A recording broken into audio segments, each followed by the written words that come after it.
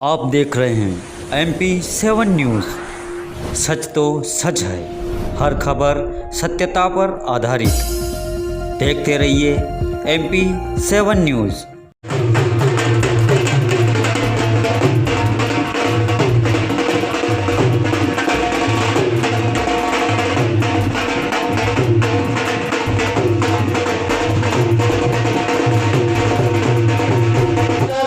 कहीं न कहीं सुरक्षित हुई है हमारे भी। तो 3 तारीख के हाथ का पंजा पे मोहर लगा के भाई राकेश पाटीदार को विजय बनाना है और कमलनाथ जी की सरकार बनानी। जय जय कमलनाथ। जिस तरीके से सबने कहा कि ये चुनाव कांग्रेस पार्टी और भाजपा का नहीं, ये चुनाव राकेश पाटीदार का नहीं, ये चुनाव आम आदमी का हरदीप सिंह दल के खिलाफ है। ये चुनाव इस बात का है कि 3 तारीख को जब आप सब मत डालने जाएंगे तो इस देश में लोकतंत्र चलेगा कि नोटतंत्र चलेगा, इस देश में धनबल चलेगा कि इस देश में जनबल चलेगा। मैं साथियों आपसे कहना चाहता हूं, अगर माफिया को मिटाना है तो कमलनाथ जी को वोट दें, अगर किसानों की फसलों का सही दाम चाहिए तो कमलनाथ जी को वोट दें, अगर कम दाम में बिजली चाहिए तो कमलनाथ जी को वोट दें, अगर गौशाला बने, हजारों गौशाला का निर्माण कमलनाथ जी ने पूरे प्रदेश में किया, वापस से उसको बनवाने का काम और सुचारू रूप से चलाने का काम करवाना है तो कमलनाथ जी को वोट दें। मैं आपसे निवेदन करना चाहता हूं, आज नए एक बार जोर से जय श्री राम का नारा लगाएं। जय श्री राम।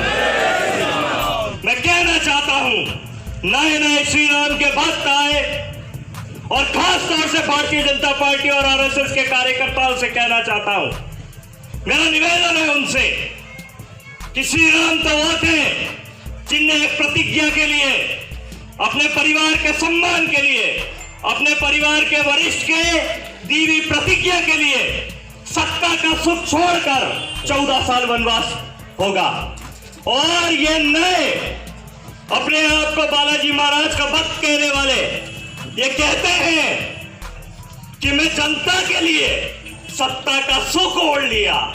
क्या ये सही मायने में श्री राम के भक्त हो सकते हैं? मैं कहना चाहता हूं भारतीय जनता पार्टी के कार्यकर्ताओं से और नेताओं से कि अगर इनको आपको स्वीकार करना है तो इनको 10 साल तक कार्यकर्ता के रूप में गली गली मोहल्ले मोहल्ले घुमाओ, इनकी चप्पल घिसवाओ। जिस तरीके से आपने खून परिश्रम बहा, खून पसीना बहा, उसके बाद इनको विधायक का टिकट देना, पहले मंत्री बनकर स्वीकार। आप जमाने से एक विचारधारा के लिए लड़ते आए और एक अतीत आ जाए केवल अपना सत्ता का सुख भोगने के लिए और आप उसकी जय जयकार करने लग जाए, ये तो आपके उस कार्यकर्ता का अपमान है, उसके पीढ़ियों का अपमान है। जिस व्यक्ति ने दिन रात आपको गाली दी उससे आप उसकी जय जयकार करने लग जाए। मेरा आपसे एक ही निवेदन है साथियों, सब भूल जाओ कांग्रेस भाजपा। इस बात को देखिए कि आपने जो मतदान किया वो किसी मंदिर के पेटी में किया हुआ दान था। अगर कोई भी व्यक्ति उस पेटी को चुराकर और कहीं बेच आए तो उसका क्या हर्ष होना चाहिए, आप अच्छे से जानते हो। और मुझे पता है कि मध्य प्रदेश की जनता, सुहासरा की जनता इस व्यक्ति को अपने अंजाम तक पहुंचाएगी। बहुत बहुत धन्यवाद। जय हिंद, जय भारत। इस नाहरगढ़ के गांधी चौक पे जहां महात्मा गांधी की प्रतिमा स्थापित है, मैं सबसे पहले इस देश को आजाद कराने वाले ऐसे महान व्यक्ति जिसने इस देश के आजादी का सपना देखा था, जिसने इस देश की आजादी के लिए बिना अपने जिस प्रकार से अपने जीवन की आहुति दी और जिस प्रकार से इस देश को आजाद कराने का काम करा, मैं ऐसे महात्मा गांधी के चरणों में नमन करता हूं, उनको प्रणाम करता हूं, उनके चरणों में नमन करता हूं। चंद लाइनों से मैं अपनी बात शुरू करूंगा कि ख्वाहिशों से नहीं गिरते फूल झोली में, वक्त की साख को हिलाना होगा। कुछ कुछ नहीं होगा अंधेरों को गालियां देने से।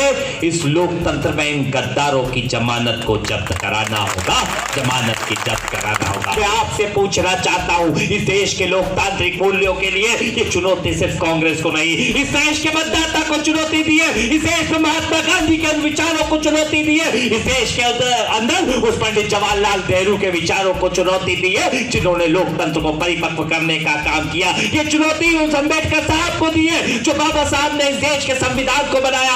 अरे नौजवानों, किसानों, एकत्रित हो जाओ, इस देश के व्यापारियों एकत्रित हो जाओ। ये चुनाव बीजेपी कांग्रेस का फिर लड़ लेना, आगे आके विचारों का चुनाव लड़ लेना, पर इस देश के अंदर लोकतंत्र बचेगा तो आप अपनी विचारधारा के लिए कहीं ना कहीं समर्पित रहने का काम करोगे। और जो कार्यकर्ता उनसे भी मैं कहना चाहूंगा, चाहे कांग्रेस का कार्यकर्ता हो चाहे बीजेपी का कार्यकर्ता हो, सुन लो बीजेपी के कार्यकर्ता हो, आप भी ये कांग्रेस का कार्यकर्ता बेटा है जिसने दिन रात मेहनत करके उस गद्दार को विधायक बनाने का काम किया था। मैं आपसे कहने आया हूं, कुणाल चौधरी विधायक बनाए तो मैं गलतफहमी नहीं पालता कि मेरी जेब के या मेरे घर के वोट है या मेरे घर के और खानदान के वोट है। मुझे मालूम है कि मुझे विधायक बनाया है तो मेरी पार्टी के लोगों ने 15 साल संघर्ष कराए, कांग्रेस पार्टी के विचारों को पहुंचाने के लिए संघर्ष कराए, और जनता ने इस बार मुझे कांग्रेस के किसान कर्ज माफी के ऊपर, गरीब की पेंशन के ऊपर, अलग अलग वर्गों के उत्थान के लिए 5 साल का समय देने का काम करा था।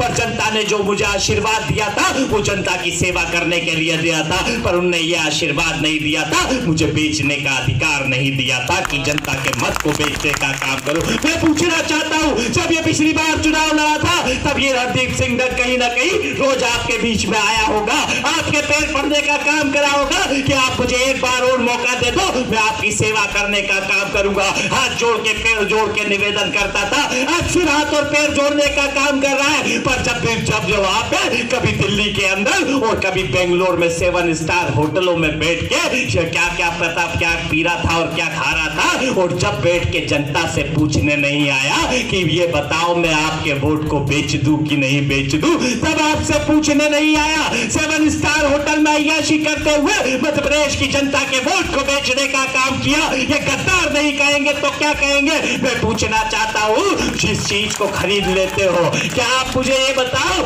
आप इंसान को खरीद लेते हो, विधायक को खरीद लेते हो या सामान को खरीद लेते हो? क्या खरीदते हो भैया? जो खरीद लेते हो वो क्या होता है? सामान। तो ये सामान है कि इंसान है जो लड़ रहा है सामने है?